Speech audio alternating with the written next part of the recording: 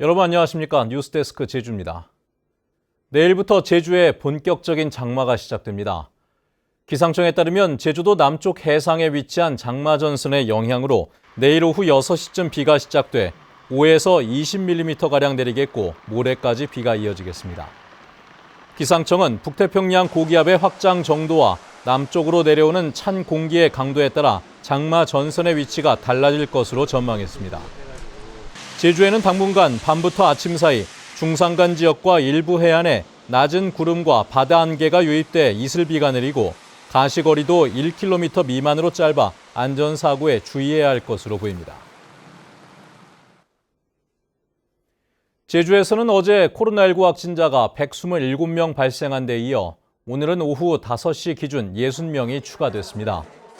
현재 위중증 환자는 1명, 격리 중인 확진자는 755명이고 사망자는 추가로 발생하지 않아 누적 사망자는 181명입니다.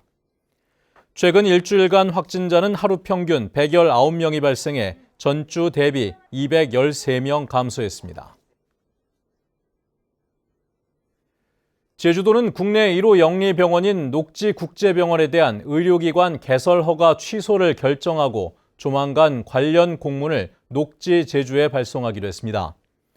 제주도는 오영훈 도지사 당선인 인수위에 이 같은 내용을 보고하고 지난 4월 내국인 진료를 제한하는 조건부 개설 허가가 잘못됐다는 1심 판결에 대한 항소 이유서도 제출할 계획입니다. 제주도는 녹지국제병원의 부지와 건물의 소유권 지분 75%가 매각돼 외국인 의료기관 개설 요건을 위반했다며 허가 취소를 결정했습니다. 민선 8기 제주도정 출범 준비가 본격적으로 시작됩니다. 도지사직 인수위원회는 오영훈 당선인 핵심 공약인 15분 도시 건설과 생태계 서비스 지불제 관련 정책 토론회를 내일 오전과 오후에 각각 개최합니다.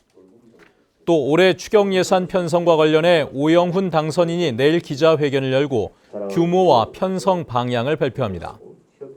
제주도의 업무 보고를 마무리한 인수위원회는 관련 조례에 따라 백서 작성에 들어갔고 조만간 민선 8기 도정 로드맵을 발표할 예정입니다. 제26회 제주국제관광마라톤 축제가 김영 해수욕장에서 3,500여 명이 참가한 가운데 열렸습니다. 올해 마라톤 축제는 코로나19 이후 3년 만에 열리는 대규모 대면 행사로 참가자 접수가 조기 마감돼 추가 모집까지 하는 등 관심이 높았습니다. 오늘 대회는 개인과 가족, 직장, 동호인, 마라톤 클럽 등이 참가해 5km와 10km, 하프코스, 팀대항 등 4개 종목으로 치러졌습니다. 물놀이 사고가 잇따랐습니다. 어제 저녁 6시쯤 협재해수욕장에서 고무 튜브를 타고 떠내려가던 20대 남녀 관광객 2명이 해경에 의해 구조됐습니다. 이보다 앞선 어제 오후 2시쯤에는 제주시 판포포구 인근 해상에서 역시 고무 튜브를 타던 50대 남성이 떠내려가다 구조됐습니다. 한편 어제 오후 4시쯤 협재해수욕장에서 물에 빠졌다 구조된 9살 남자 어린이는 아직 병원에서 의식을 되찾지 못하고 있습니다.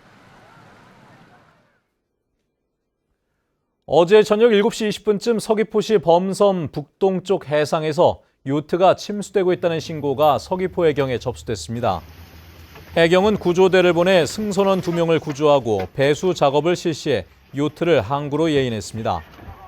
해경은 요트에 있던 줄이 프로펠러에 걸리면서 침수된 것으로 보고 정확한 원인을 조사하고 있습니다. 제주도 테니스협회는 오늘 입장문을 내고 제주도 체육회가 성추행과 폭행 사건 등 최근 불거진 각종 논란을 회피하기 위해 테니스협회를 희생양으로 삼으려 한다고 주장했습니다. 뉴스데스크 제주였습니다. 여러분 고맙습니다.